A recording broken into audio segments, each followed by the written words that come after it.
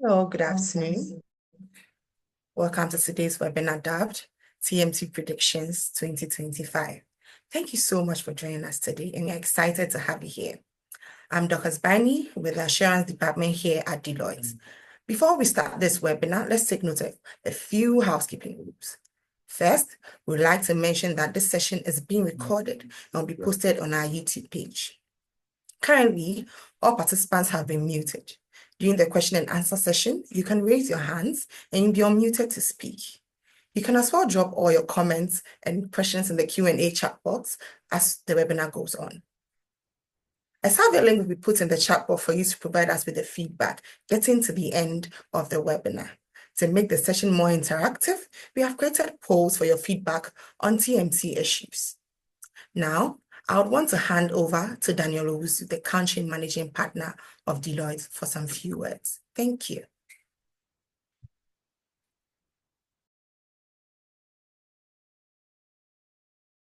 The past 25 years with Deloitte, working with clients and professionals worldwide, providing services that include financial statement audit, fraud investigation, dispute services, due diligence, valuation, and financial advisory services. He is a chartered accountant with a strong academic and professional background. He is a fellow of the Institute of Chartered Accountants, Ghana, and a member of the Certified Information System Auditor, CISA, USA. He holds a Master's in Business Administration, MBA, degree in Finance from the University of Leicester, UK, and a Master of Science, degree in Computer Systems Auditing from the London Metropolitan University, UK. Daniel was appointed Country Managing Partner in April 2020 and is presently the lead partner in charge of audit. He has gained extensive experience in the United Kingdom, South Africa, Mali, Liberia, Sierra Leone, Nigeria, Kenya, and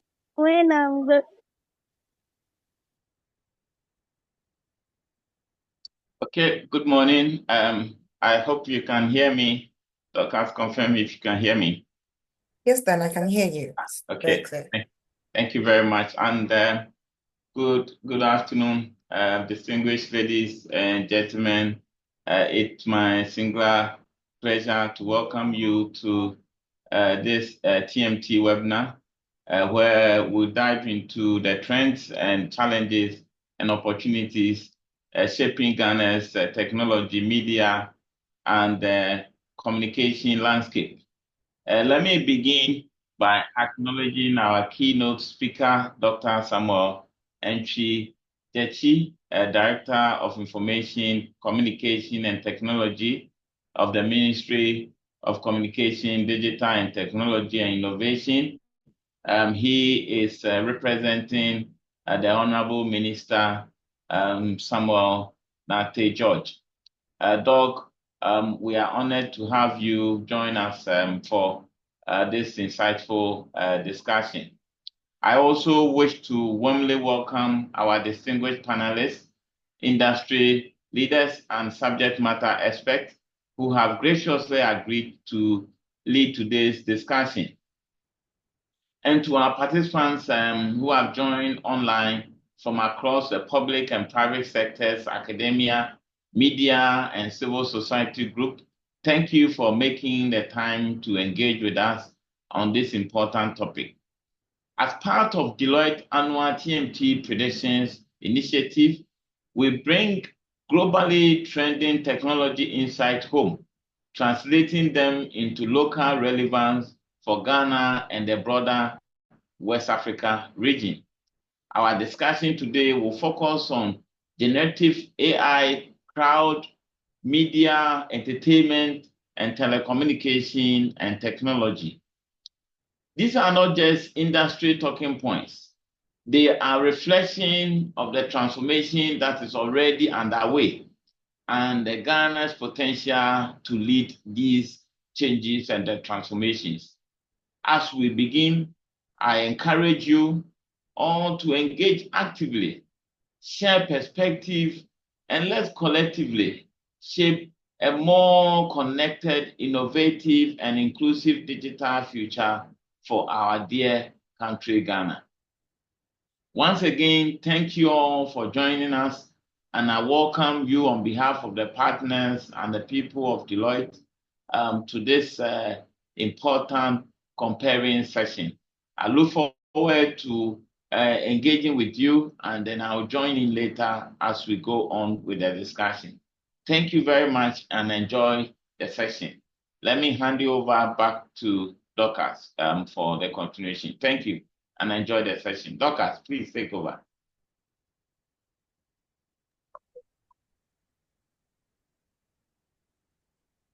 Thank you very much. So now we'll hand over to Dr. Samuel Inchi to give us the keynote speech. Thank you very much, distinguished ladies and gentlemen. As my name has been mentioned, I'm Dr. Samuel Inchi, representing the Sector Minister of Communication, Digital Technology, and Innovation. I'm the Director in charge of Digital Technology in the ministry here. Ghana's technology and media telecommunication sectors are poised for significant advancement in the coming years. We all know that it is being driven by technological innovation, and that is why the President of the Republic and the ruling government have this ministry's name change to reflect the areas in terms of digital technology and innovation. And so as we speak today, the ministry has created two key directorates, the Digital Technology Directorate and then Innovation, purposely to deal with the President's vision for the country. Looking at the technology sector, we all realize that currently artificial intelligence is set to play a transformative role in Ghana's media landscape. The previous government highlighted areas in terms of AI potentials to enhance new collection and dissemination, using responsible adoption to maintain media integrity. However, the current government has also as its priority implementation of most of this digital tools. AI plays a key role in the current government administration. The rollout of 5G and probably to the 6G network through collaboration will be a key in getting this sector work effectively. The media, in terms of the film industry, etc., are also attracting international attention, and therefore, government's priority also goes there. The National Communication Authority, the regulator, some months back unveiled a 5-year strategic plan focusing on research and innovation, regulatory excellence, and resource optimization. Key initiatives in that strategy include facilitating the rollout of the 5G and 6G technologies and developing framework for digital broadcasting. The telecom market is projected to grow modestly to the tune of a size of over 1.1 billion in 2025, reaching 1.17 billion by 2020. This growth is driven by increasing demand for 5G services, enhanced data speeds, and then proliferation of data-intensive applications. The current digital adoption and cybersecurity environment, internet penetration in Ghana stands closely to 69.9%. with 24.3 million users as of January 2025. So we realize that the surge in digital services necessitates robust cybersecurity measures to protect sensitive data and ensure secure digital transactions. Both the government and private sectors are investing in cybersecurity infrastructure and policies to address these challenges. The ministry led by the Honorable Sam George currently has a priority to ensure that all policies, acts, and laws operating within the ministry should be reviewed to reflect the current digital and technological ecosystem that we have. So it's a priority of the Honorable Minister Sam George to ensure that such policies and acts are reviewed within this year so that we can have the backing acts and laws to do what we do. In summary and in brief, we realize that Ghana's technology, media, and telecom sectors are on the trajectory growth and innovation, underpinned by technological advancement, strategic planning, and commitment to digital transformation. And so the Ministry of Communications, led by the Honorable Minister Sam George, as I've indicated, have no option than to make sure that the environment is conducive for all this technological advancement and the innovations. And therefore, his doors are open to ensure that we get these things done to support the sector. So on this note, on behalf of the minister, I want to officially reiterate that the Ministry of Communication is ready and poised to support the telecommunication, the media, and the technology environment of this country. Thank you very much.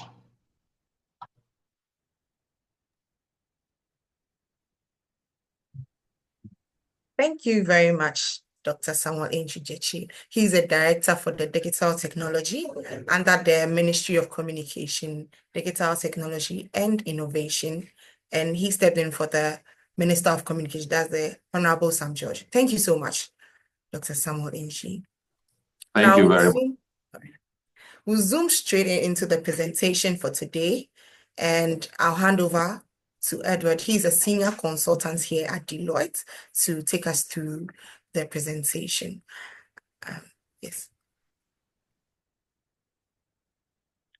Hi, thank you very much, Dorcas. I hope my screen is visible. Dorcas, please, can you confirm? Yes, very visible. Thank you. All right, thank you very much. And good afternoon, all members joined here, tech enthusiasts and Ministry of Communication, NCA, and all the other team members on the call. My name is Edward, as mentioned, and I'm grateful to share with you Deloitte's technology, media, and telecom predictions for 2025. My presentation will cover three key areas, and I think Rep for the Honorable Minister mentioned Gen AI and where Ghana wants to take that to. So my presentation will cover Gen AI, will cover stuff on media and entertainment, and then telecom and technology. I will top up with rising trends within telecom and Gen AI, and also give some updates on what's happening with 5G and then the new technology 6G that we're dreaming of. So quickly, let's zoom into Gen AI. So our prediction for our research and preparation for the prediction for this year, we really did an extensive job working around generative AI. The buzz is there, but there's one area that people have lost focus on, and it's about the computing processing and the energy requirements that comes with the expansion of generative AI. So our research tells us that there's a surge in the use of energy for AI requirements and data center processing, therefore cooling and its energy consumption. We need to prompt institutions and nations to really look at how we bring about energy consumption mix and strategy to make sure that at least the capacity that is required, we are supported with the energy availability. So our prediction says that data centers are expected to contribute the usage of energy 2%, data centers alone globally, and Ghana replicates that clearly. Basically, that translates into about 536 terawatt hours of energy. So we believe that we need to make sure infrastructure-wise everything is in place. So we're advising technology industry to really optimize infrastructure, looking at the chipsets for processing, but clearly looking at the energy or electricity providers across the value chain to be able to support the growth. We're projecting that by this year, there will be the consumption of energy for data centers will be 2%, and it will basically double up by 2030. And why does this matter? We believe that this demand requires a strategic engagement within the ecosystem to be able to support energy production and therefore fulfill the requirements of where we want this drive of energy, drive of AI to go through. Currently, there's already energy surge already for economic growth, but then AI presents a special case that has to be taken care of. We see that hyperscalers are expanding their AI data footprints globally, and Africa is a destination they are looking to implant most of their data centers. So with that, we believe that if we actually have a government to enterprise engagement on the energy mix, it will help us prepare ourselves for this surge in the AI growth that is coming through. Basically, these requirements are made are because the computing power that we're looking for cooling the systems within data center contributing to 80% of the energy consumptions within data center. We need to have a national agenda to discuss this. Therefore, we can actually be ready and support the growth of the AI development. The bottom line and the action points for industry, government, and end users is that one, the chipset institutions may be not in Africa, but they are now looking to developing chips that can process better, develop computing processing power that are a little bit more efficient, therefore does not require enough, lot more energy. We're looking at enterprises to work with the companies to assess and balance data and data center equipment needs and basically make sure they're using more optimized infrastructure. The bottom line is technology and electric production institutions must work together to really fuel this drive for energy across Africa and specifically in Ghana. The journey for AI growth cannot be done looking at one gender type. We are thinking we want to make sure that the gap between the usage of AI between men and women is closed as soon as possible so that biases can be rectified and gaps noticed, and then work deployed on them to build trust in what we are delivering, because biases will bring about mistrust and therefore the participation of women will decline. Deloitte predicts that experimentation of the use of AI by women will be equal to that of men. If you look at the chart on the right, 2023, men experimenting with AI was 16%, women was 9%. Look at last year, 2024, 30% of men had grown from 16 to 30% were actually experimenting with artificial intelligence and Gen AI.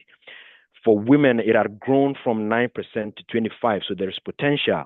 Our target is that supporting institutions put plans and strategies together to make sure that that collaboration and unified use and development of AI is a company strategy that brings on board all workforces represented to make sure that AI grows perfectly. Why does this matter? So we have seen other emerging technology growth where we have done it with one gender bias. We think that this strategy, this would have to have a collaborative effort between men impacting and women impacting as well, because if we did that, the growth of it will be more accelerated than we had planned. We want the AI usage to be productive for the use at workplaces, and therefore we want to collaborate with the usage from all gender participating.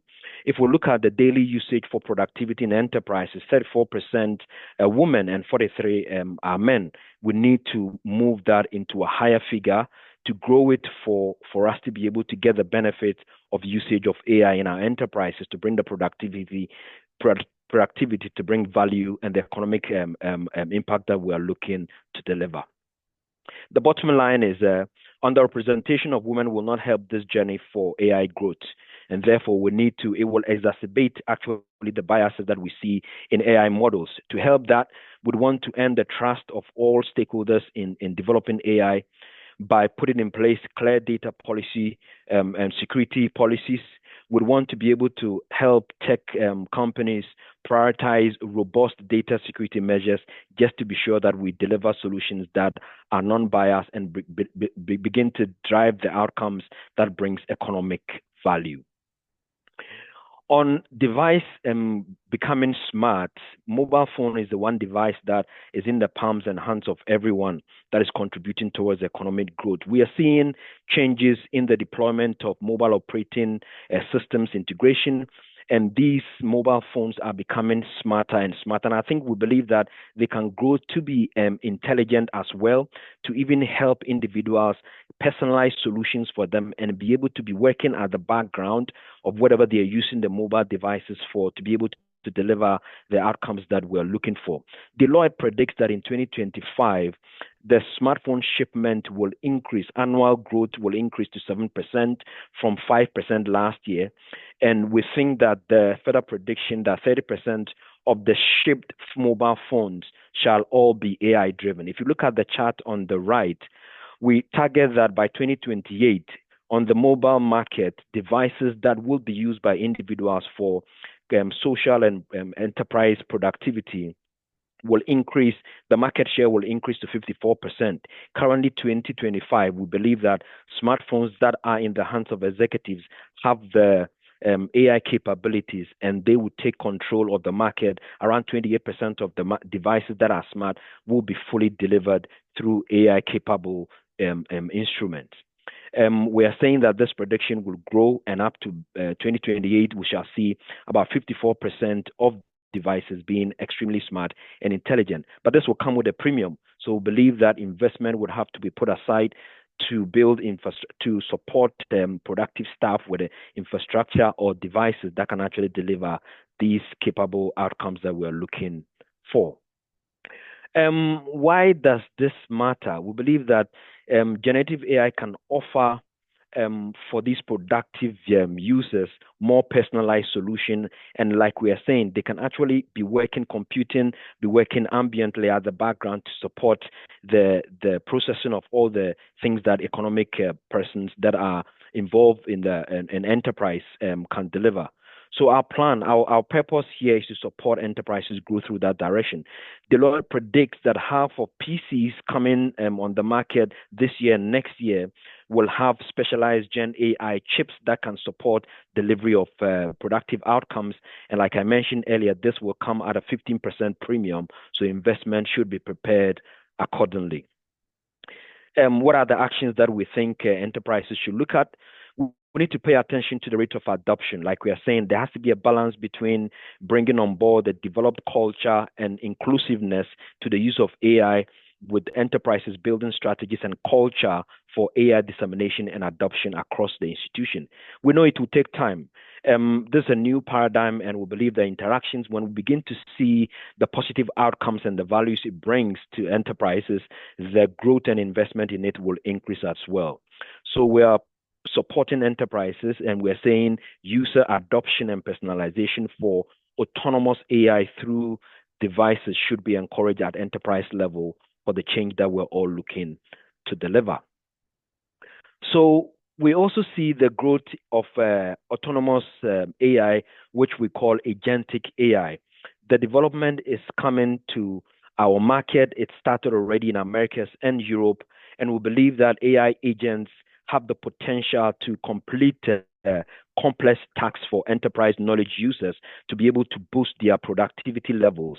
If you see the chart on my right, we believe that we are on the journey to full autonomous agents, but for now, supervision is needed. So we see coding co-pilots needing support from humans to get the outcomes that are desired, but we're also looking for growth in the top right-hand corner in 2026-28, where we think that ideas from code developers can actually be turned into coding without using human intervention, where we get to this autonomous area. And we believe that by 2025 and 2026, 25% of companies that use AI agents will launch pilots that support their staff in building concept and growing their businesses to up to about 50% by 2027. This is of importance to us because knowledge workers will see a boost in their productivity.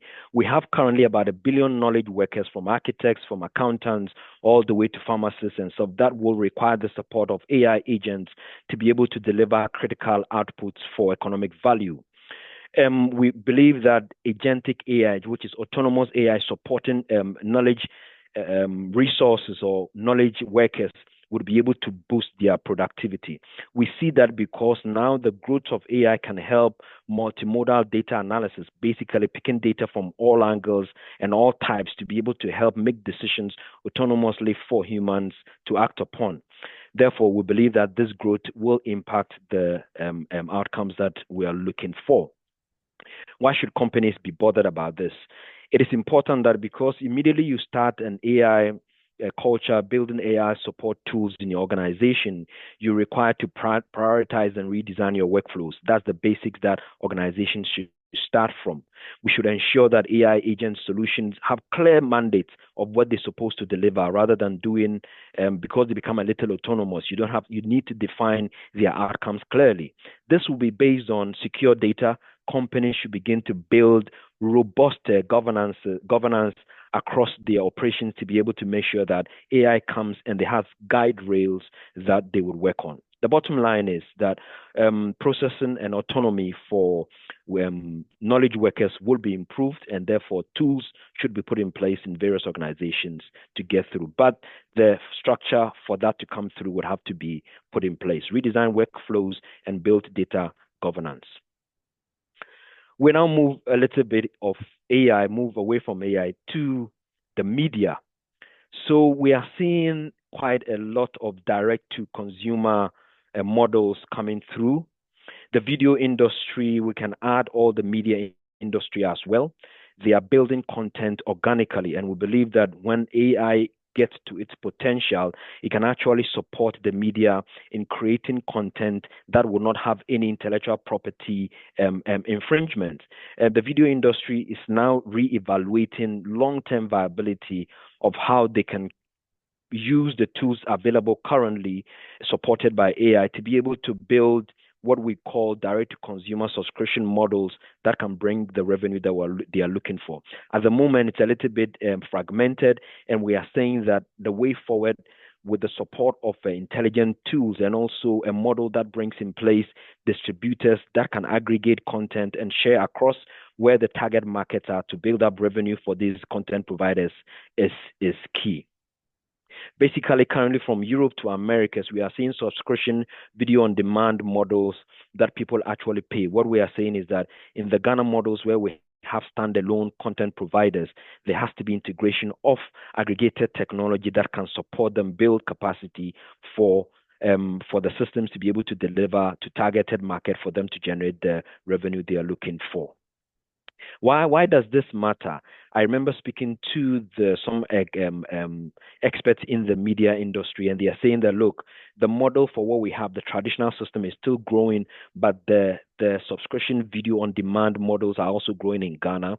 What we are looking to support the media industry with is help them build service models to be able to aggregate with the distributors locally and internationally to be able to target them and send right content for the right revenue models for them to be able to be profitable and also build capacity into the future enabled by what we call generative AI systems that they are able to work with. This is important because standalone subscriptions, video models, and individual siloed systems might not generate the revenues that people are looking for, the industry is looking for. So we are proposing a collaborative effort within the industry for aggregated services through distributorship that can actually work locally and internationally to support revenue growth. Now we want to move into the bigger industry of building studios. So we know that building studios with up-to-date technology is very expensive. So to augment that cost, we're also supporting them with generative AI tools to build content at the level of where they are allowed to, but also help them in their business processes. When you look at the blue and the green on the chart, we see that areas where AI can support that industry are quite, when you get to the media, it's a little bit low. And the key areas would be for administrative support, legal, and then resource development will be key for that. As studios are currently experiencing the use of Gen AI, the trust is not there yet, but building content that has IP infringements will be costly. So they are all entering into the market strategically. We believe that this year will give an opportunity for them to be able to open up to at least about 3% usage of AI to bring some productivity within how they deliver their services, and also be able to be creative on creating content with tools that can support new ideas.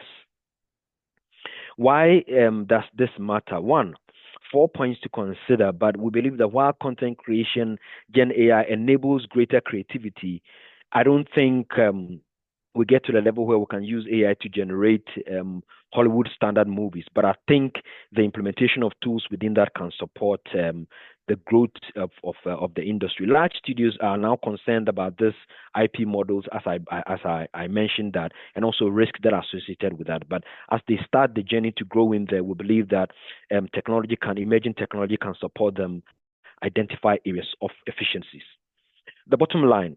So large TV and film studios are experimenting with local institutions the use of Gen AI, and I think we are also available supporting associations managing the media ecosystem to start building competencies within that area. Now we'll move to the telecom space. We are seeing quite a lot of things happening in the telecom space, and consolidation is one key thing. All nations across Africa and Europe are seeing smaller wireless telecom see their revenue growth slow down and low profit margin if people are worried about their investments. Therefore, the proposal we have and the research we have done is showing some upward movement of consolidation, mergers and acquisitions. They have regulatory implications, but we are seeing signals of regulators within Africa and Europe looking to open up the idea of consolidations within these small wireless players. And Deloitte predicts that more in-market wireless telecom mergers will happen 2025, 2026. Europe, we are seeing indications of regulators open up, and Africa, we are seeing as well. And this consolidation is not only two telecoms merging, but we are seeing the backward integration into data center consolidation, tower institutions joining the consolidation, and also value-added front-end customer engagement systems also coming in as well. And we believe that in Ghana, we shall see such models play out clearly for us to see the growth of our telecom industry at par with what is happening in South Africa, Kenya, and also Europe. The reasons why this is of key interest to us is that consolidation is not a new model, we know, but the growth of integration and the new emerging technologies happening across the territory means that we need to be strategic around building all connectivity models for multiple cellular providers, from virtual mobile network providers, service providers, and wireless access satellite for broadband, all consolidating to really build consolidated models that can deliver the coverage that we're looking for to be able to drive digital transformation in Ghana and across West Africa. The bottom line is, given historical opposition for wireless mergers at the regulatory level, we believe that the new emerging technology and trends in the usage of tech is opening up, regulators to have a look at that, and therefore considering more options for models that can deliver excellence within this fragmented market in Africa. Now let's look into cloud. So we are seeing a new trend in cloud. Enterprises are moving towards having their workloads in the clouds, and even also the operational systems in the cloud as well. But what we are seeing is that cloud being intrinsic business infrastructure, people are going in there with strategies that are not yielding the results that people are looking for. There are duplications, there are models that are more expensive than planned, and enterprises are going into that. That's when FinOps comes in. So the financial part of DevOps coming into enterprises, when they move into the cloud, to be able to fine tune, to have tools that are able to manage expenditure on a dollar spent in the cloud. Our proposal sees FinOps strategies coming to help the institutions that have already gone into the cloud save about $21 billion across the globe in making sure that they have tools that match expenditure with outcomes that they are looking for. Less duplication, less wastage. You can actually invest $1 and see the return on that $1 by having FinOps strategies that can manage the usage of your cloud migration plans. This is very important, and it matters because now organizations, local and international, multinationals, are actually building their IT mix. It's actually having cloud as key. And we will see for 2025 and the years ahead that we'll see implementation of more cloud operations. Therefore, FinOps should be something that has to be started as part of your journey towards the cloud. Global IT spend is expected to pass $5.1 trillion, and this is global, Ghana and Africa included. A strategy to help savings has to be done at your journey, the beginning of your journey. The bottom line is that at the stage is set for FinOps. I know the big institutions have actually utilized that already. We need to be observant about the journey that we are in and implement FinOps strategies as soon as possible to stop the wastage that institutions are currently doing. Now, rising trends. So in as much as we've shared these key three areas, there are things that are trending that we want to share with you. And this is specific for the telecom space. So telecom service providers have these two platforms, OSS and BSS, operational support system and business support system. One faces the customer end of project service delivery, and the other one faces the back end of the technical enablement. Historically, there's always been these two. But we are seeing new trends happening where the vendors for providing OSS and BSS solutions are now trying to build models using software as a service, microservice and microservice architecture, and basically having strategies of moving into the cloud. Therefore, helping telcos that are small and big to be more nimble, go to market quicker, and bring innovative activities, and also be able to build proper use cases for this new emerging technologies that we're looking to deliver. Basically 5G, and I think the minister's rep mentioned we are even started discussing 6G already. We need to be able to build use cases, and how the market change, we need to react accordingly. That means we need to be able to have tools that are adaptable, that sit in the cloud with nimble operations to be able to react accordingly. We believe that this model of emergence of the convergence of OSS and BSS will really drive the telecom markets to be more nimble and deliver end user solutions that are right for the time and for the money as well. This matters because we are still seeing 4G use cases still being deployed. People are now sweating the assets of 4G, and we are thinking of moving into 5G. You need to be able to build back-end support systems that are nimble enough to support this growth. Modernizing BSS and OSS systems will enable telcos to achieve the efficiency they are looking for, and also build new revenue streams and grow the current one from there. As modernization accelerates, we see the emergence of BSS and OSS unification in the cloud, a more effective integration, and a tool that can enable APIs and microservices to be able to deliver cloud-based software-defined services. Now, the bottom line for this modernization for BSS and OSS will help establish enterprise vendors to build new capacity with hyperscalers and generate new revenues as well. And we think that the telecom market will be open to grow the optimization and the modernization of BSS and OSS from that perspective. Now, the enablement of AI, generative AI, is the new strategic battleground now. So Deloitte is predicting that AI, as it brings more use cases and more opportunities, the risk is also there.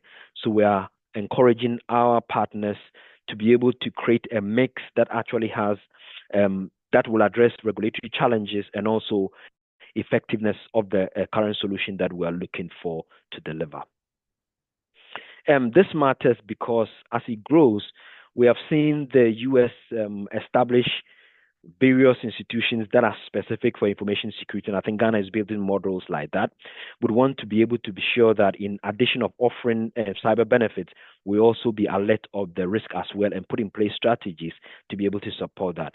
Gen AI development, developed computer codes will speed up coding, but then you have the risk of them implementing codes that might not be according to the ethics of your institution. So those guardrails will have to be put in place to manage that. That's what matters within this space. The bottom line for businesses, there are regulatory considerations, and I think we need to work with all the regulatory institutions that are not moving along with the growth of emerging technology to be working with the developers, hyperscalers, technology developers, and institutions like Deloitte to be able to shape the conversation that we are talking about. Gen AI providers should continue to focus on making secure products for end users and take a risk and take the risky part as well as part of the job they need to work with politicians as well. Now, some two updates for you. As AI grows, the AI capabilities is moving to the edge. Basically, as we mentioned, the power consumption in data centers, the strategies to look for in combating this will be moving some of the processing to the edge. Therefore, we are seeing models where institutions are building on-prem capabilities to do on-prem processes for their own consumption of their own data, and also tap into the global platforms, public platforms, to do other extended work that they are looking for. So therefore, demand for private, sovereign, and secure AI driving enterprise edge is moving. Deloitte is of the view that via cloud, we will continue to see dominant options and developments from the global scale showing its face in Ghana, and we want to just support the enterprise market, our availability there to support them, put strategies in place to help combat and develop strategies where we start processing from the edge as well. Why does it matter? It matters because in our research we did Q2, finds 80% of companies, very high AI expertise, report spending on AI, but 61% are investing in more on their own hardware. Based on that trend, we believe that to curb some of these risks, we hope that institutions will follow the trend and build capacities internally. So if your data is internal, you want to do your queries internally, it's important that you build capacities internally or build hybrid models as well. A variety of enterprise use cases will be coming through processing at the edge, hybrid models, and also if you think that you're open, we can stay with the international open public ones as well. So bottom line, 2025, we see excitement in enterprises as enterprises take on smart solutions. They are spending on employees, giving them capabilities at the palm level, phone level, PC level, and also giving capabilities at the chip level, if that's possible, locally in Africa. We want to be able to support our enterprise and government to be able to build capacities in there for these rising trends that I just mentioned. Will we grow into 5G standalone? Yes, for now, most 5G is deployed across Africa. We see the numbers here and across the globe. Some are non-standalone because they are built on the capacity or the platforms for 4G. But we are seeing the growth of standalone that really will increase the use cases for us to be able to benefit from the emerging technology capabilities that we believe that 5G can deliver. Okay, quickly run to the bottom line. So MNOs can consider a phased investment in 5G. Ghana, we have a strategy. We have had a consortium build a system where users can actually tap within the capabilities of a centralized solution. I think it brings an advantage for big players and small players to have access to deploying solutions for their end users. And we believe that models of that nature will grow in Africa for us to see the usage of 5G. Thank you very much. I think it's been exciting sharing with you what we think about emerging technology. And for sure, we know that our capabilities that we have as Deloitte can support our clients grow, understand, build strategies, and build capacity for the growth of Gen AI and emerging technologies. Thank you very much for the time. And I think I will start, we get to our panelists, experts, to discuss on pointers that I've developed here, I've shared here, for us to see its impact on Ghana and how we think we can support our country to be digitally transformed. Thank you very much for your attention. You can put your questions in the chat, and I think we can address that when the panelist comes through. Emmanuel is the country manager at Equinix Ghana. Prior to joining Equinix, Emmanuel was the executive director for technical operations at Broadband Home Limited, a triple-play service provider where he led the technical teams in the expansion drive of the company throughout Ghana for over 10 years. He sits on the board of the Ghana Internet Service Providers Association and is a member of the Board of Trustees of the Ghana Investment Fund for Electronic Communication. He is a founding member of the Accra Internet Exchange Point, AIX, and the Ghana Internet Exchange Point, GIX, and led the expansion and growth of the exchange for about 7 years. He also spent over 4 years at Vodafone Ghana, the then Ghana Telecom, where he was part of the first ADSL infrastructure deployment team. He is a seasoned ICT professional with over 18 years of experience across Europe and Africa. He holds an executive MBA, Finance, from the University of Ghana Business School and an electrical and electronic engineering degree from Kwame Nkrumah University of Science and Technology.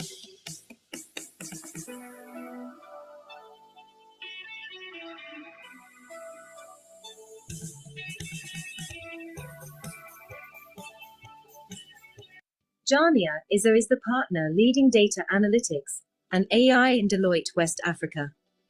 She specializes in developing AI and data analytics solutions for the FSI and TMT industries. With her expertise in artificial intelligence, machine learning, and computer vision, she has successfully led various projects in the fields of fraud detection, transaction monitoring, regulatory compliance, and ESG data management. She is known for her ability to develop tailored AI solutions, deliver executive training, and assist organizations with their data and analytics transformation journey. She is passionate about driving AI fluency in the region and to help clients leverage technology. Alex is currently the managing director of Ghana's leading video entertainment service. He was appointed by MultiChoice Africa in 2021 to head the MultiChoice Ghana business to further strengthen it in the provision of the best content on DSTV and GIOTV, as well as ensuring seamless customer experience. He joined the MultiChoice Ghana business on the heels of the launch of the Akwaba Magic Channel, the company's first 24-hour Ghanaian channel. Alex is a results-oriented finance professional with over 15 years of increasing responsibility and experience in financial management and control, SOX and internal controls, external audits and consulting, financial planning and analysis, project management and general management within multinational and multi-site companies. Prior to assuming this new role, Alex Okaya was the Chief Customer Officer at MultiChoice Ghana. He has held various roles at MultiChoice including Regional Finance Director for East, West and Central Africa, Finance Director for the West and Central Africa region, and Finance Director for MultiChoice Kenya. Alex brings over 15 years of experience in finance, accounting, commercial and general management in various industries and multinational organizations, such as MultiChoice Africa, Weatherford International, Schlumberger, Newmont and PricewaterhouseCoopers, PwC. He is a Fellow of the Association of Chartered Certified Accountants, United Kingdom, and a member of the Institute of Chartered Accountants, Ghana. He holds an MBA in Finance from the University of Ghana. Doctoring. Kenneth Ashigbe is the member of the Ghana Blood Foundation. He is the Chief Executive Officer of the Ghana Telecommunications Chamber. Prior to his appointment, he was Managing Director of Graphic Communications Group Limited. Before then he was the Chief Operating Officer for Multi TV, General Manager of Joy FM, as well as the Chief Technology Officer of the group at different times. In between his time at Multimedia, he was also Managing Director of Optima Media Prime, a media independent and marketing company. He left Fanel Limited, a building services engineering company, as a senior projects engineer. He holds a doctorate degree in business administration at the Swiss Management Centre. He also has an MBA from the Leicester University, UK, and a BSc in electronic engineering from the Kwame Nkrumah University of Science and Technology. He had his secondary education at St. Augustine's College. He is the convener of the Media Coalition Against Galamsey, and an advocate of media freedom and campaigner against attacks on journalists and media workers in Ghana. Ken has been donating blood since 1993 as a student at the university and continues to do so. He is passionate at contributing to increase voluntary blood donation in Ghana and ensure that we eliminate deaths due to the absence of blood at our health facilities. Angela is a distinguished business leader and strategic visionary specializing in Africa's digital transformation. She is the founder and CEO of Brainwave Africa Tech, a leading business partner for IBM and Microsoft, based in Accra, Ghana. Brainwave Africa Tech drives digital transformation across Africa using AI, cybersecurity, and data analytics to optimize business processes. Beyond her leadership in the tech industry, Angela is a strong advocate for women empowerment, actively mentoring women in the corporate sector and supporting underprivileged communities in rural Ghana through philanthropic efforts. She has served on several boards, including the Central Bank of Ghana, the Global Legal Entity Identifier Foundation, GLEIF, in Zurich, Switzerland, Allianz Ghana, Bayport Financial Services, and other banks. Angela is an alumna of Harvard Business School and a member of the Forbes Technology Council. Angela's philanthropic initiatives include adopting City Village in Ghana, providing clean drinking water and solar lighting systems, with future plans to establish a school for the community. Recognized for her influence, she was named among the top 50 most influential women in Africa by Forbes Africa in 2023 and listed among the 50 most influential African female leaders by the Young Global Leaders Network in 2022. She was also ranked among the top 50 women on the Africa.com definitive list of women CEOs in 2021 and received accolades such as the U.S. African Women Forum's Global Impact Leadership Award and African Achievers Awards for Excellence in Business. Okay, that was a long introduction of our panelists. Thank you very much, panelists, for making time for this. Let's get into the discussions of the day. Doc, can you get your cameras up? Dr. Ken. Hi, Doc. Good afternoon. Good afternoon to all members. Doc, let me hit you with the first question. So when I shared the predictions, I mentioned the telecom consolidation. I think we have a peculiar case in Ghana. Can you talk specifically on the existing telecom structure in Ghana, and how do we plan for the future? So thank you very much for having me, and it's great to be back with most of my colleagues that on the panel last year. It's good to see all of you. So our industry has gone through some consolidation. You know that for a fact. We gave 4G licenses to some BWAs. Most of them have gone bust, we are just left with a few of them.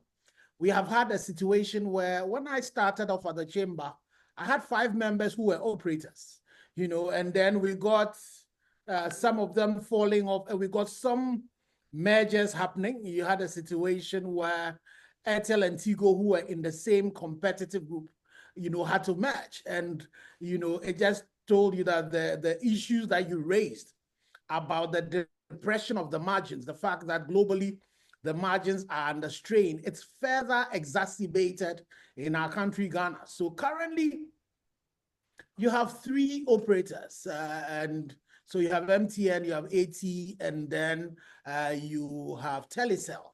And even with Telecel, Vodafone left our market, and Telecel came in. And the EBITDA for most of them are really not healthy, apart from for MTN. And so one of the things I've been thinking about is what is going to be the right market structure for the industry. We need to get to the point where we are promoting the smaller operators to be able to come up, but would it be a duopoly that we would do, or how do we strengthen the current system so that we can see a lot of growth? And some of the challenges that our industry has faced, frankly, has been also the issues of taxation and the fiscal policy. The last total tax report we did, that we published in 2024, that was for 2023, for every 1 cedi that comes into the industry, about 42 pesos of that goes back to the government as taxes, fees, and then also other charges as well. And so, the reason why you find out that typically is the government has struggled to be able to get investment into AT, for example. The government currently owns 100% and has been looking for investment. The struggle has just been because EBITDA is poor. The struggle has also been because there is evidence to show that the data prices in Ghana are the lowest. So when you have that and then you have a huge cost facing you, what definitely then you're left with is the fact that you're sitting with a company that was sold to you at $1, but you've not been able to get any investment into it because you're not able to promise some positive cash flows. The EBITDA that you can look up to has not been positive. So for our industry, consolidation has taken place already. What we need to figure out is how what is going to be the model that really would see a lot of growth happening, especially to the 2 other players, and how would government be able to support? That's why for us, the attitude of the current Minister for Communications, about dealing with the reduction in the price of data was a positive one. Where the minister then says that bring everybody together, regulators, players, and users, and say what are the things that we can do. Yes, we're complaining about data prices, but also one segment is complaining about the ability to be able to attract investment into the market. So, that is what is beginning to happen. And what is also going, and again, it's one of the predictions she said, there's going to be a migration from telcos to techcos. Techcos, yeah. Exactly. The industry, if we are going to survive, we need to now become techcos. We need to become platforms. You will see that backward integration and forward integration you're talking about, issues about data centers, issues about cloud servicing. You are going to start seeing all of those lines, really being blurred if the industry is going to survive. Yeah. You're already hearing some of the things that Elon Musk is saying, that is seeking to speak about the extinction, so we need to remake ourselves. The interesting thing is that we need to consider not only our context, but the global context and being able to do that. Oh, thank you very much, Doc. I have a question to support. I will come back to you again, but I have Dr. Entry here, and I just want the doctor to to rebut on what you just said, when we met with the Minister of Communication, Honorable Sam George, he gave a brilliant ideas of how he'd want to revolutionize it. Based on what we have and based on what Dr. Ken said, Dr. Entry, can you just support that with some content from the ministry perspective? Okay, so the current minister, as you are all aware, their policy is to reset. So as we speak now, most of the things that he's doing is to set the base. Yeah. That is why he's bringing all the role players together and listening to the left and the right, putting the things together. You will realize you will get a starting point where he's going to start the movement. So what Engineer Ashibe have just said, and from what you have all just heard and said, it aligns with the minister's policies and the vision for the president. And so it's on course, as we have all just discussed and said now. So it's aligned with the minister's vision for the industry. Thank you very much, Doc. Dr. Ken, let me put this question in support of this consolidation. You know, we've heard a lot about the 5G and the Ghana strategy and position moving forward. Can you just briefly talk about that in aligning with the consolidation that we've just talked about in a prediction? And please, I'll give you 2 minutes on that. Sorry. I would have thought that you would have given that by to Dr. Samuel Nchi this year. The whole, again, you know, and it's one of the things I was going to get Deloitte to really look into, whether our model, the model that the former government wanted to do, this model of a wholesale carrier, you know, really works. Because again, the literature does not support that. You find out that in a lot of markets, you know, where wholesale carriers have been tried, you know, a typical one close to home is Rwanda, for example. Rwanda wanted to do 4G with a wholesale carrier. And what then happened was that you realize the fact that, you know, they had deployed almost throughout the country, but the uptake was very small. So with the version that we want to do as well, it's interesting. And again, that's why I'm happy that you have a minister who wants to reset. Because that particular policy that government did, there was virtually no engagement, you know, so far as how we're going to do our 5G was concerned. We had gotten to the point where we had raised it with the minister, that we wanted to discuss with the minister. The minister was going to meet us. The minister never met us. And then we heard that this particular model has been done. And then afterwards, trying to get everybody to come into it. It is going to be important for all of us to engage to see, you know, so how do we get this particular model to work so that we don't into a reset position. You see, into a reset position. So we don't go the way some other. No, thank you very much. Thank you very much, Dr. Ken, on that. Dr. Entry, I give you 1 minute to respond to this one. You see, Higgins, she may want to put me at the corner. I don't want to go there. What it is that my minister's vision is to reset. So whatever was done previously, whether right or wrong, he is resetting them and moving from that point. So thank you very much. Thank you very much, Doc. I think this will help Ghana find its position as a how do you call it, the digital hub that we want to be. Emmanuel, please let me come to you quickly, because I'd mentioned the integration and the structure that techcos are looking for, therefore the backward integration into data centers. Can you pass a comment on that? And how do you think collaboration with the cloud and all that will enable this prediction that we're seeing materialize, and how will Ghana benefit from that economically? Yeah, thank you. Thank you so much. And thank you, Doc, for the initial comments. I think we seen from our side, typically you see that, of course, the growth in cloud and the growth in data centers is quite going up quite high in our part of the world, especially globally. I mean, globally, we have already big penetration in data center, penetration in cloud infrastructure.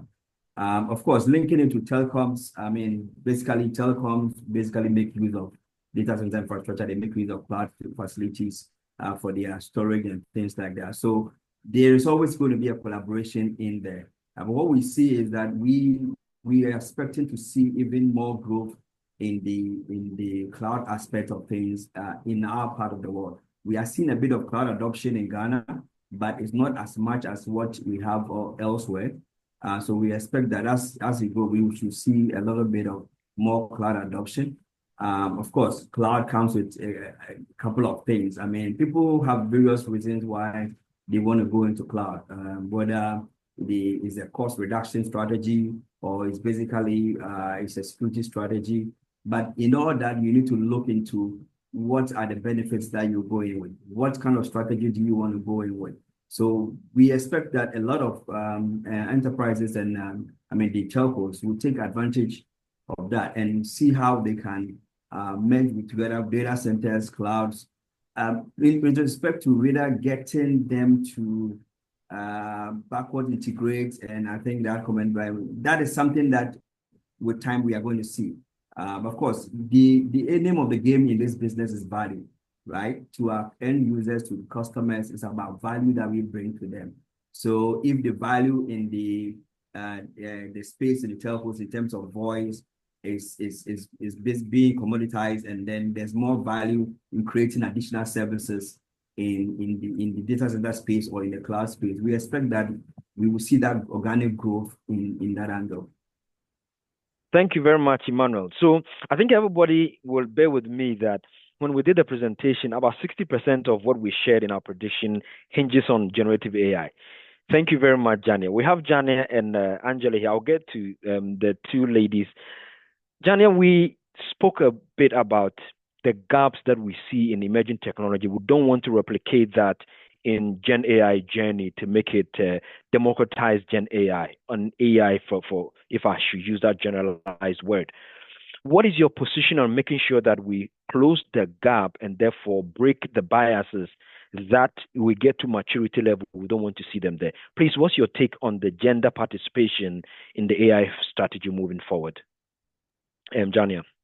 Thank you very much, Edward. That's an interesting one, but it's not something that is uncommon given the history of generally women and girls in various technology fields, and if you say in history, right, over the past few decades. However, what I want to focus on is that things are changing and it's not going to stay the same. But let's take a look back and as to what are the reasons for this currently. And I think some of it stems from the fact that, you know, historically, we didn't have a lot of girls interested in sciences and technology, or they had the opportunity to participate, which is why we have a lot of active initiatives to encourage girls at school to study STEM subjects.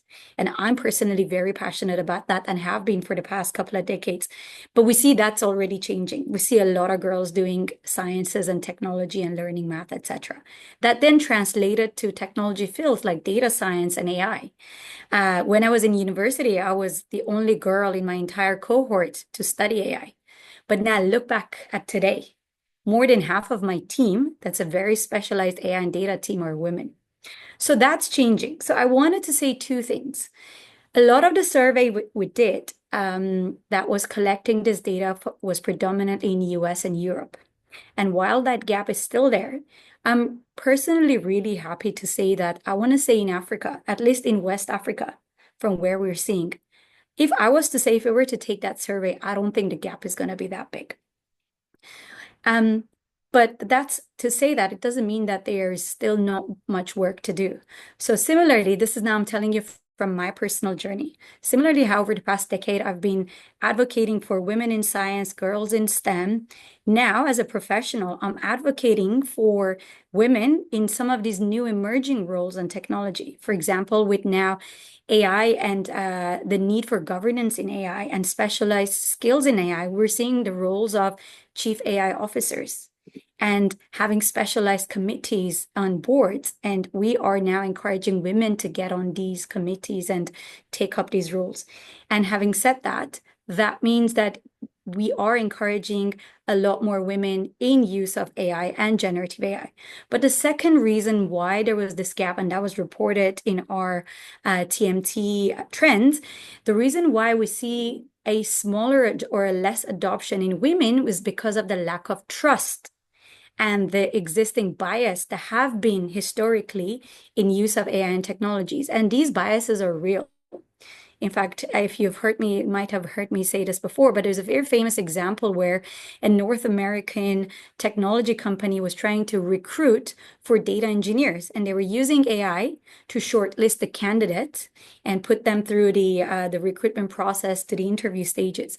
And it wasn't until the second level of interview that they realized there are no female candidates. And when they look back, they said that they realized that because they were using historic data, so reviewing CVs automatically and looking at what was previously a successful candidate based on the CV and putting those forward. Because 10 years ago, there were no female data scientists, the algorithm learned to automatically reject any CV that even had a hint of woman mentioned in there. Like this person was the president of the Women's Finance Society or the captain of the varsity volleyball team. So you see, there was that bias that was already built in, and it was unintentional because in theory, they did everything right. They looked at historic data to try and build a model. However, that data is not representative of the demographic that we're dealing with today. So I think on that note, another thing that's really going to help adoption of not just women, but more individuals of Gen AI and agentic AI is to actually build transparency and create transparency and put those frameworks in place to make sure that there is no bias introduced in the algorithms that are being developed. And also regulations come into play, right? To also enforce and put that guardrail around that reinforces fairness, equality, no bias, and being impartial. So those are some of the things that can work together. Thank you very much, Dr. Jania. Sure. Angela, please, I want you to top up what Dr. Jana just said. I have a question for you, but I want you to come on this gap and why we need to make sure that it doesn't exist in this new journey that we're on. Then I'll bring you your question. I think you're still on mute. Yeah. Okay. Yeah. Thank you for having me. And hello to all the fellow panelists. I think this is my first time joining you. So hello to all of you. So Edward, I think you've set the stage very well for why there's the need for us to include more women in Gen AI. So when I was doing my research, I was going to talk a little bit about that, the importance of making sure that we close the gap and we get more women involved in Gen AI, the usage and the development of it.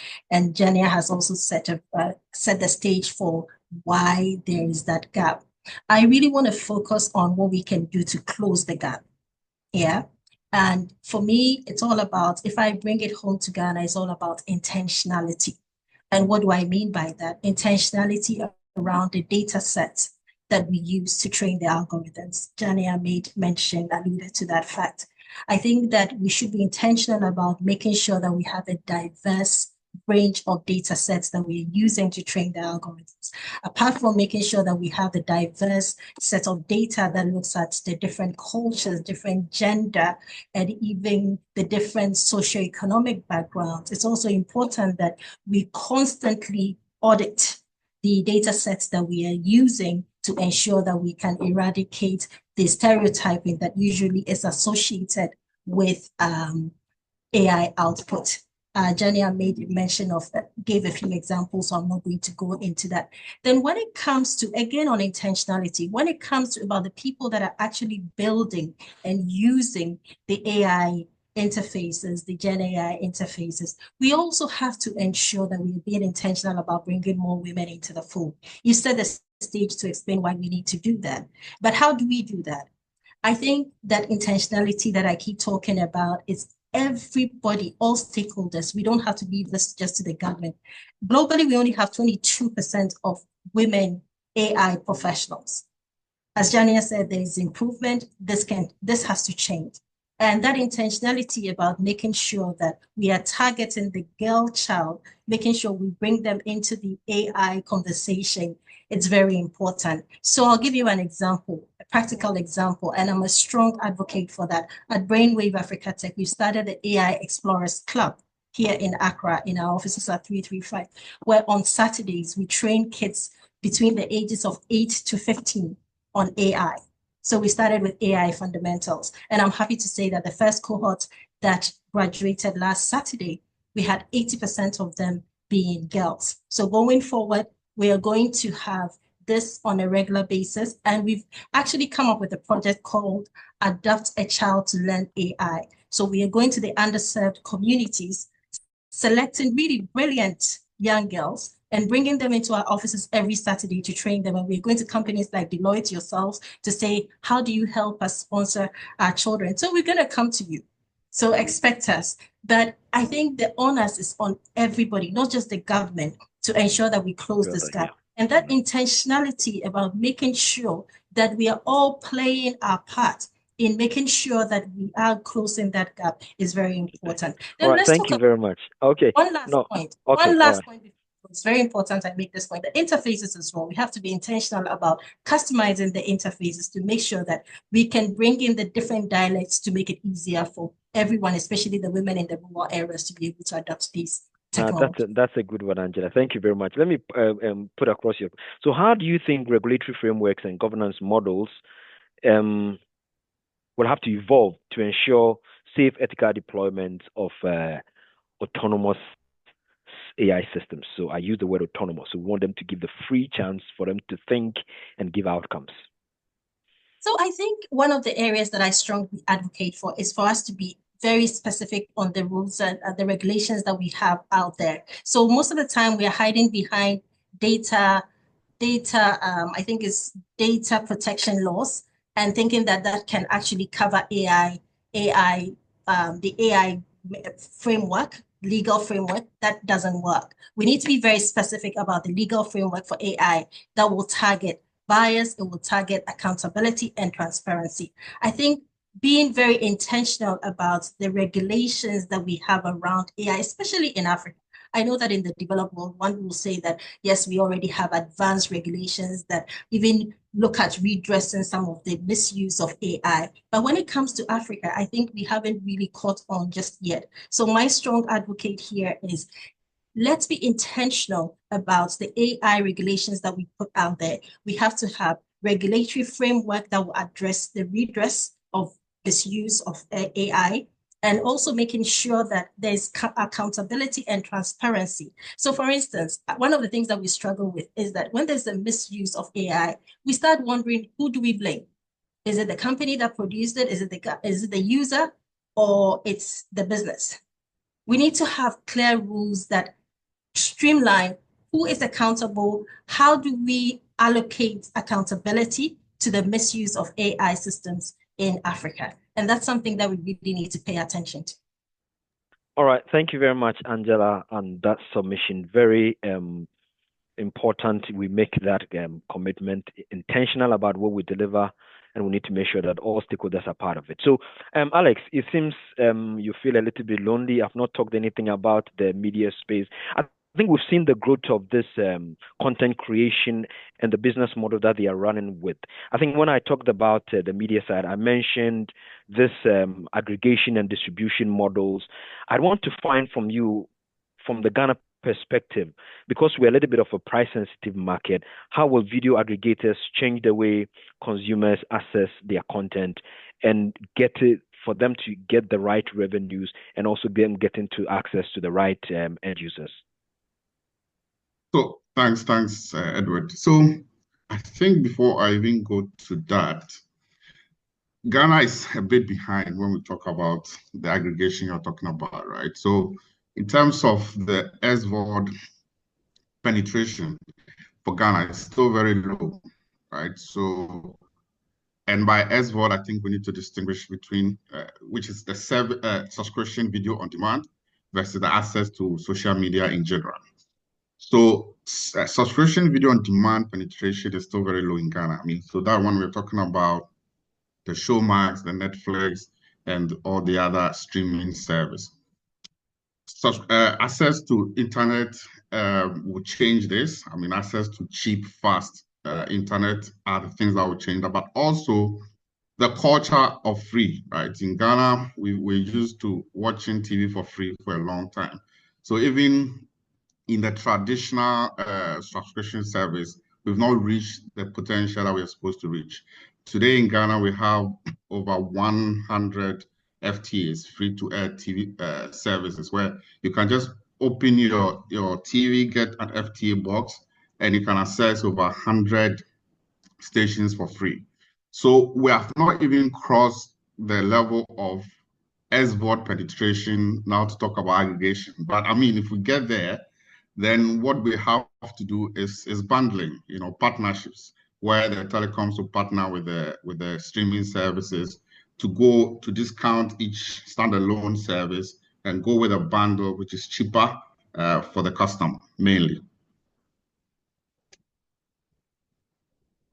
Thank you very much, Alex, on that. Alex, I think I mentioned a little bit about integration of Gen AI. So the whole report has quite a lot of, about 60%. I'd want you to share your perspective. I know I didn't really discuss this with you properly because we don't see that impact in Ghana here.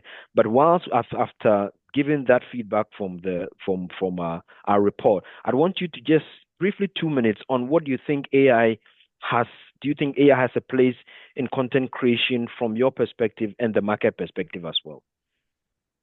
Yeah, definitely. AI has a big role. I mean, AI has a big role in everything nowadays, right? So definitely, I think AI has a role in content creation, but also even more on distribution, right? So you still have to take your camera to the set and go and take, the videos on the set. But in terms of editing and how you actually distribute, AI has a big role. So on the streaming platforms, AI is able to determine the taste of subscribers and, recommend what they've been watching. AI is able to make combination of content that someone would like. AI is able to make a lot of recommendations for subscribers. AI is also able to help with the interface. AI is able to make it more interactive. So if a customer or a subscriber is watching a certain video, I mean, we are at a point where the customer can determine how the video should even go. So definitely, yes, I think AI will play a very big role. But at this point, it will be more around after you have shot the content, the editing, and then the distribution of the content. Thank you very much, Alex. And let me take that AI bit back to Jania. Jania, we talked about deep fake coming into the forefront of AI usage. Can you give us a perspective on how we can combat this? Because that will actually stop the adoption that we are looking at. Thanks, Edward. So deepfakes have been around for a while. It's nothing new. I know we've all heard Obama saying funny things, or various public figures having been sort of imitated in one way or the other when it wasn't real. What's happened now is that this has been amplified by the fact that now we have generative AI, and that can create natural language processing in an even more natural and simpler way than the traditional machine learning did before. And in addition to that, there is now technological advancement, and the video generation ability of generative AI is now making it simpler. So it is a serious issue, and it's a critical one, and that the very first thing that we need to do is to actually create awareness of that. I think that's the number one priority, and I think that is already being like everyone is being educated. In fact, when you learn about AI, specifically Gen AI, that's the very first thing you learn about as a risk. However, having said that, as have been previously, now there's a lot more emphasis on a line of technology called supervisory technology, or subtech, which are specific algorithms that are being designed or have been designed to be able to identify content that has been generated artificially. So previously, there's certain footprints or certain signatures that were being selected for or searched for to identify that. Now with generative AI, the same thing is possible, because a certain generative AI model can detect other artifacts and other generations that were used, that were created using their own model. However, it's not always simple because there might be so many new open source models that are coming up that may not be so easy to create. So the research goes on, similar to this is now, as you probably mentioned as well, is being now similar to cybersecurity trends where new typologies and new trends are coming up. And then there is going to be the, if you call it the antidote, so the opposite of that being created. But in addition to actually a lot of organizations investing in algorithms can detect this, there's another angle to this, which is the regulatory angle and the compliance. So there's now the certain regulations that are being now passed in California and other states in the US and generally that you must have a disclaimer when a content has been generated using generative AI. So it's actually so that a public, for the public interest, so an ordinary person who is looking at a content, they understand whether it is generated by artificial intelligence or is this a human generated content. In fact, artists are going as far as saying there is a human touch that they're going to now proudly say created by humans, because that's going to be the rarity, right? So content generation, for example, right? Or in the movies industry. So we're going to go to a point where a majority of this is going to be artificially generated, and those that are human generated are now going to be rare and even more valuable. So there is that angle of the watermark and actually having to disclose that. And in addition to that, a lot of organizations like Deloitte are signing up to that regulation to say anything that is generated by AI, we are going to adhere to that. There's certain regulations that the metadata needs to be provided as to how this is generated. So you see, you come from different angles, and those are all. I talked about the regulatory aspect, big enterprises and tech firms trying to come up with algorithms. But I think if you think about us as just general citizen of our society, I think one thing it's becoming more and more important is to not just trust the content, but you trust the source, which means the responsibility is also on having legitimate outlets for news and other media that is being created, so that those individuals and those news outlets and organizations are now responsible for putting out what's an authentic content. Thank you very much, Jania, on that. Emmanuel, let me come to you. So when I started, we talked about the growth of AI, the journey it's on, its adoption, but nobody really sits down to talk about the infrastructure required to deliver those excellence that we're looking for. From your perspective, managing infrastructure and data center, from the Ghana vein as well, can you tell us something around infrastructure being ready and available for the growth of AI, and also can you match that with I mentioned the enterprise. We are saying that enterprises now started processing at the edge. What do you see on the market with people building their own data centers, hybrid or public, in vein of what we just discussed around the infrastructure for AI capabilities? Thank you. That's a good question. So basically, Edward, what we're seeing from the data center perspective with regards to AI. For AI, basically, we work with the AI players to be able to get their platforms to be able to work. So we are the infrastructure that allows them to be able to get their system to be able to reach you at the end. We sit at the back end. The major things that play when it comes to AI and when you bring it to Ghana really has to do with the power that it requires, right? So we've seen that there's a lot of trend with power requirement from AI perspective across the world. People are looking to come out with different modes of building the AI platforms that will reduce the kind of power that it requires. But currently, what we have with the major players that we host, we see that a bit of huge power requirement, to the extent that we also are getting into building platforms around liquid cooling, so that this basically goes, and this is a trend that probably we'll see if it later going forward, where the cooling goes right onto the server itself and not just necessarily into in the room. So we've seen a bit of that, and we don't have that in Ghana and Africa, but I think as the trend increases elsewhere, we expect that that also will be brought here. The most important thing for AI to thrive is the ability for them to have place to have power and ability for them to be able to be stored, right? And so I think we will continue to see the increase of the data center infrastructure in Ghana.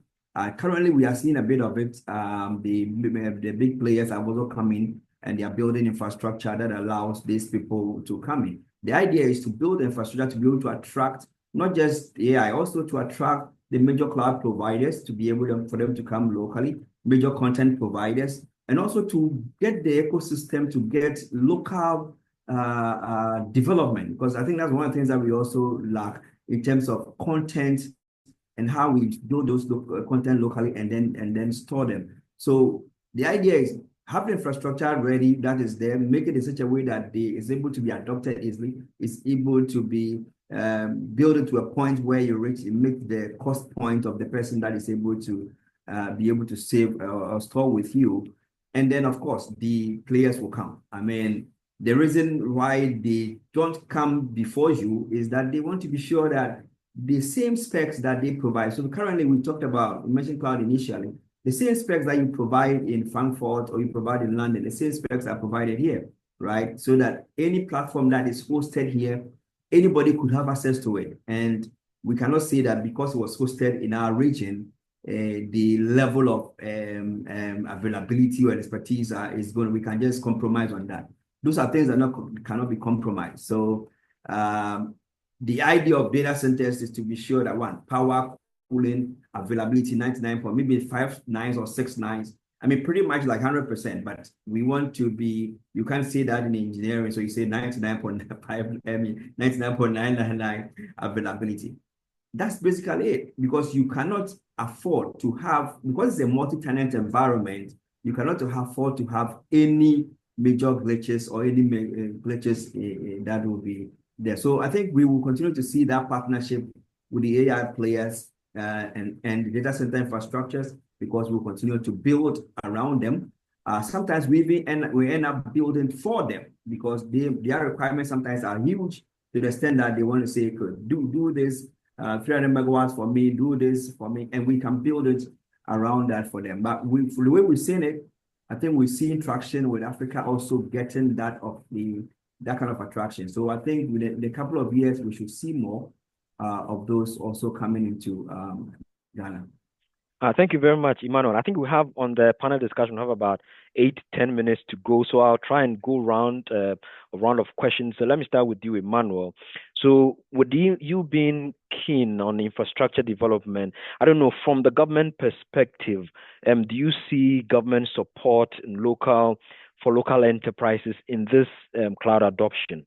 And what do you see from your side? Are you getting business based on that enablement from the government? Yes, I mean, I think that's a good point, and it's good we have government representative also here. Definitely, there's a lot the government can do to also improve or fasten the adoption space for both AI and for both cloud and also data center upkeep. We could talk about incentives. I mean, basically, whenever we talk about government, we talk about incentives. Is it incentives related to tax breaks or incentives? So I would count the incentives into two, direct incentives and indirect incentives. So direct incentive basically to the businesses who want to adopt cloud, who want to go into cloud. What can we basically do for them to be able to have the ability to go to cloud quickly? We have a lot of fintechs coming up. We have a lot of businesses, startups. How can we get them to move quickly? The indirect one is also what can the government do? Because basically the cloud providers are partnering with the data center providers to put up cloud infrastructure locally here in Ghana. Of course, they did doing that because of the local domiciliation requirements that some of our regulators do have. So what typically can the government do? And we look at it from both from angles like setups. For data centers, the main thing is the power, availability of the power and the cost of the power. Of course, land is always an issue in Ghana, but we can always talk about it. How do we ensure that we don't have land being sold to 3 or 4 people? But the most importantly, availability of the power, the location where the data centers will be built, and the cost of the power. But the good thing I think we see from the data center angle is that in terms of the cost of the power, we think that elsewhere in the world, there are special tariffs that are, coming for businesses in this kind of angle. So hopefully with the 24-hour economy plan, we're expecting that when the modalities are being put in place and the discussions are ongoing, some of us will be brought to the table to see how we can adopt the same principle to ensure that tariffs are a little better in the data center space, because that will really, really be helpful in helping. But a couple of things that government can also do, creating awareness. We can work together with the players to create awareness around adoption of data center and co-location and what do you call it, and cloud as well. Because we've seen a bit of some challenges with some of our regulators who sometimes are not so, either they don't want to really agree to their players going into the cloud space.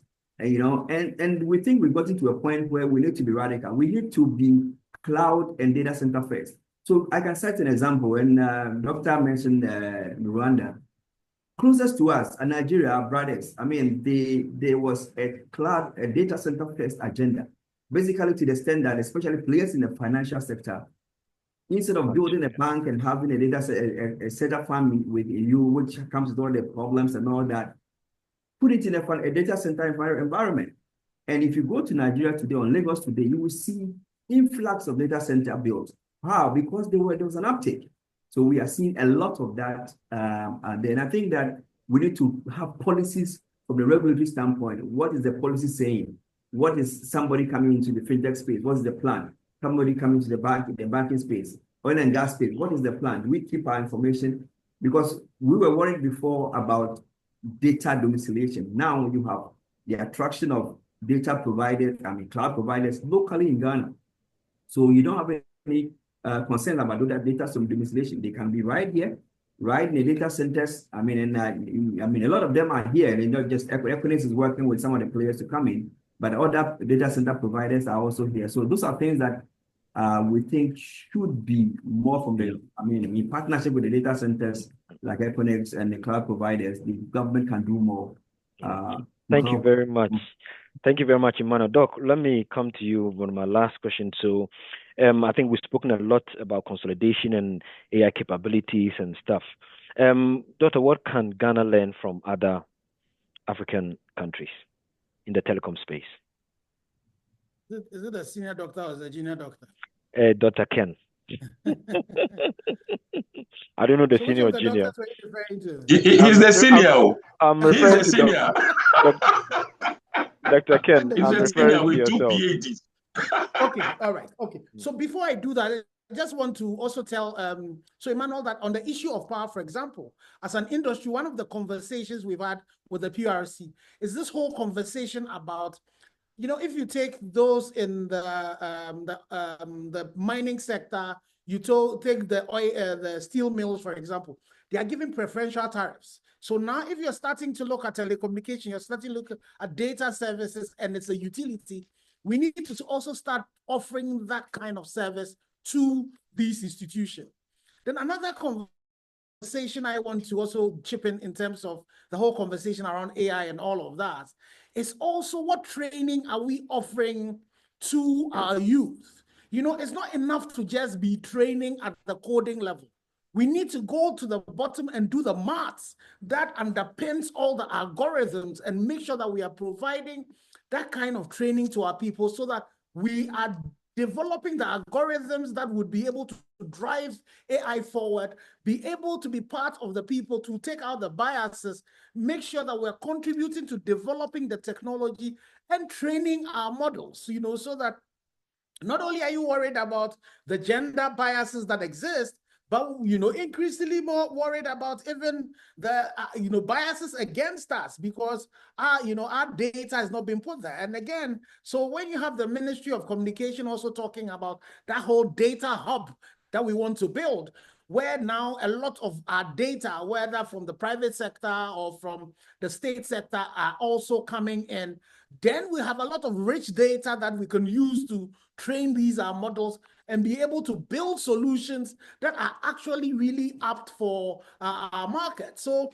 it is important that in all of these conversations, we try to focus on the things that help us not just to be consumers of all of these technologies that we're bringing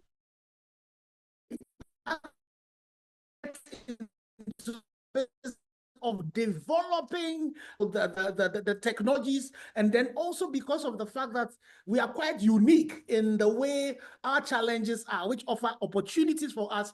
We're able to tailor that onto that and take advantage of what is happening.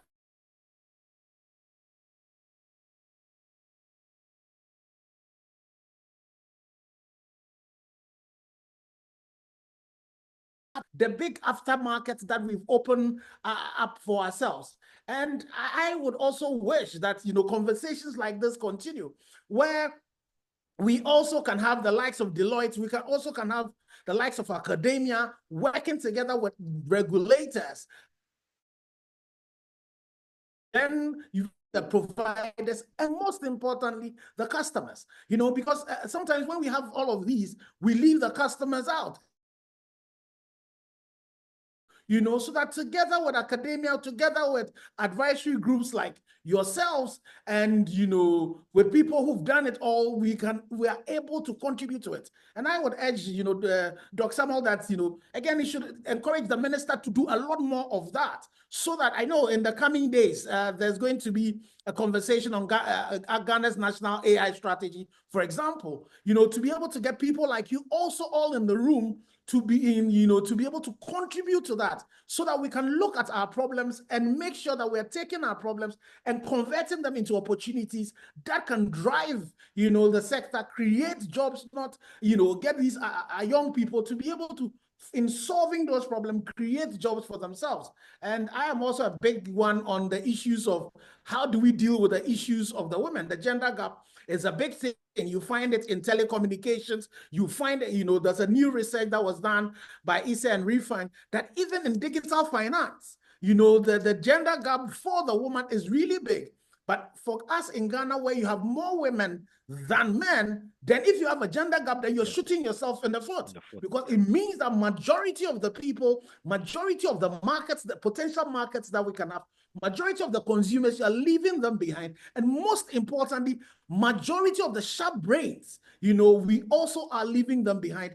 And again, in the next conversations, don't let us bring only the great beard, let's also try and see how we can get the younger folks, to be also in, and contribute to the conversation. But definitely this TMT predictions, always a great place to be, always a great place to come and learn stuff from. Thank you very much, Dr. Ken. Mr. Haynes, just to add a quick to engineer before maybe you end us, concerning the data centers and power issues. I don't know the last time you guys visited our building. In fact, 30% of our power is now solar. Yeah. And so you realize that we have moved ahead. Even though we are resetting, we are ahead of the resetting. Cloud computing and the data center, we are doing a lot in terms of the national data center. Just because for now we are all moving and talking about AI, so that the center will be AI readiness in terms of what we want to do as a nation and where we want to drive this AI and this technology issues too. So there are a lot more going on here. And like you said, the conversations are going to come very soon in terms of the strategies and any other. I think today, if we hear the minister speaking, we will be launching the 1 million coders project very soon, I think on the 16th or so. And so we believe all of you will be there to hear what we have for you guys. Thank you very much, Dr. Aintree.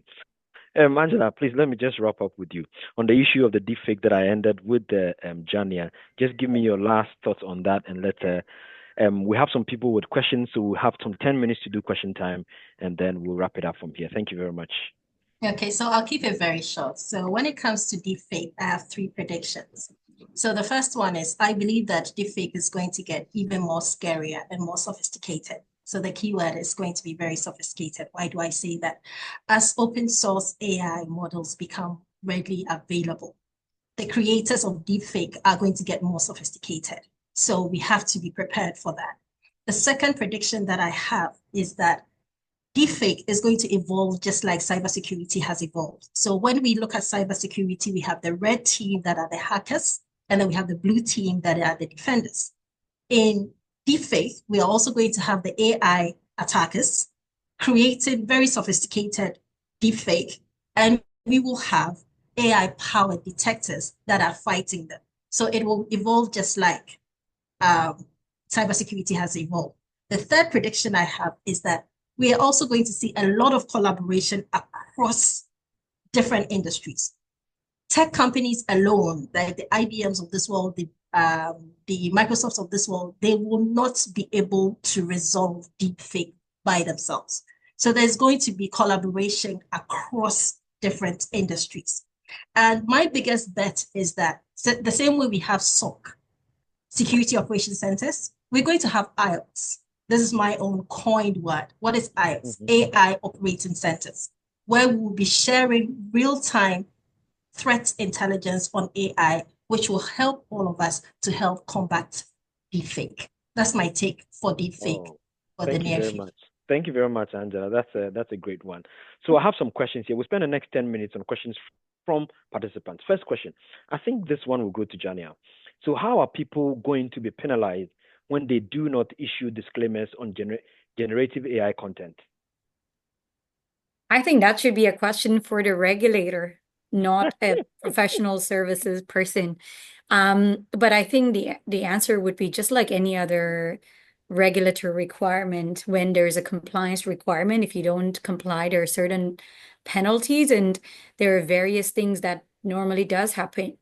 As a minimum, from reputational damage for an organization to financial penalties, and in some cases, the person could be prosecuted. So I think similar things could happen depending on severity of the offense and the impact that it's had. Okay, thank you very much. I just want to quickly add to what Johnny has said. I think this is a very important point for the regulators. Yeah, so the government should really look at how we put these punitive measures in place. And I know that in Europe, for instance, if you are found guilty, you pay at least 6% of your global revenue as a punitive measure. So I think things like that, we really need to focus on implementing those things in Africa as well, which will help us. So I just want to add that to it. Thank you very much, Angela. So Alex, please, your last words. Okay. Doc, the quick point I want to what Angela has said is basically the issues where, and again, that's not something we can do as Africa, because you find out that most of these big AI firms are not domiciled in Ghana. You know, they're not within your jurisdiction. So how do we come together as African countries so that in the issues of sanctioning, you know, small countries like Ghana and all would not be able to do it, but together as Africa would be able to hold some of these hyperscalers accountable? That is really going to be very important for the whole regulation and governance around that. Thank you very much, Dr. Ken. So Alex, please, your last thoughts. Yeah, so what I would just say, I think the predictions for the S-word sector will also see some partnerships. So we will see some of the telcos partnering with streaming services to go, you know, bundling. So that is going to happen.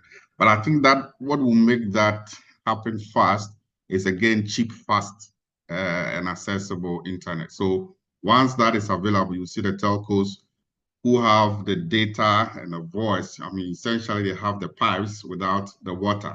So they will partner with content creators for that triple play to happen. So I think as we go along, 5G, 6G, internet becomes very accessible. That is what we're going to see. More partnerships, yeah. All right. Thank you very much, panelists. I think it's been a good... I think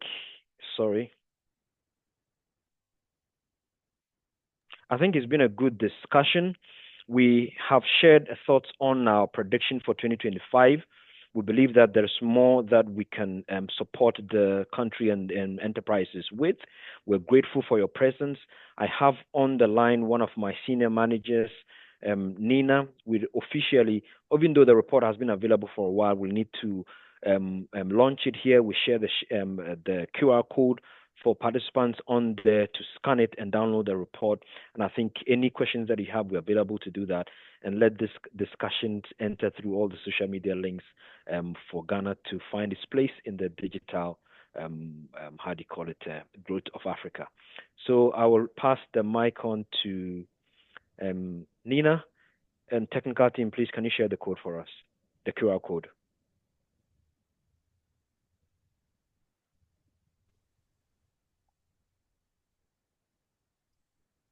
Thank you very much for your time, for this insightful information. Please scan the QR code and you'll be able to get the full report. Thank you very much, and do enjoy the rest of your day. Thank you, Nina, for your support. So we'll have our closing remarks as well. Our co-host is available. Please go ahead for us. Thank you very much. Thank you very much, distinguished panelists. I would like to just quickly say a few words before we call it a day. This has been a very exciting conversation. And of course, the topics and information that has been put out there are very rich. And one of the things that I believe and we all get from participating in our TMT prediction is not just the global perspective, but also bringing it home. And that is why we typically invite the panelists that we have. These are key industry players and regulators who are able to bring the predictions home. I would just like to say that before we leave, if we've forgotten anything at all from today's conversation, there are two takeaways. That the industry prediction for 2025 and beyond provide us with some collaboration opportunities. Collaboration in the sense that within the market, be you a data center service provider, a content developer, be you a professional services firm provider, and at the same time, a chamber, just like Dr. Ken is representing the Chamber of Telecom. It creates an opportunity for us to sit and evaluate the opportunities that exist, the enormous opportunity within our space, within the TMT space. And collaboration is just the way to go. We cannot do it all. And so we need to go through the report, identify key areas of opportunity, and take advantage of those opportunities. It is very important. Like for once upon a time, President Kufuor says he would rather be the tail of an elephant than to be the head of an ant. So please let us try as much as we can to take some lessons from the webinar that we have completed today. Now, the second part has to do with policy and regulatory considerations. And I think, Dr. Ken, you rightly nailed it. It's about how do we integrate as an ecosystem. Even though we are talking about TMT, some of the things here even affect our education sector. So how do we actually identify this opportunity, especially from an AI perspective, and ensure that our curriculum in schools are currently reviewed to ensure that the right content are being provided to our students, and as they come out, readily available for jobs. And therefore, we can create that opportunity that is required for them to have the job.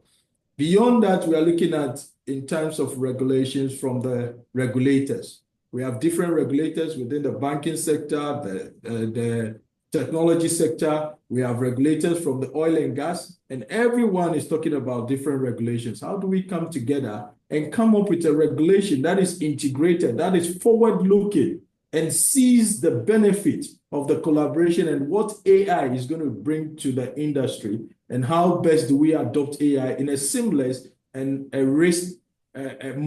risk-based approach to adoption. And so coming together of key stakeholders, especially the regulators, the industry players, the professional services firm, to have a collaborative conversation to shape our regulatory environment is critical and valuable for how we progress within the space of the TMT predictions for 2025. Ladies and gentlemen, we want to say thank you so much. And on behalf of the country managing partner, Daniel Kojo-Usu, and other partners in Deloitte, I want to say thank you to the Honorable Minister who was not able to join, but ably represented by Dr. Samuel Nchujachi, and of course, other panel members, Dr. Kenneth Ashibe, Mr. Alex Autry, of course, Emmanuel Quantin and Angela, and my able colleague, Dr. Jania. Thank you for making time to be part of this year's 2025 webinar. And for our distinguished participants, thank you, and we hope to see you next year. Have a nice day. Thank you very much.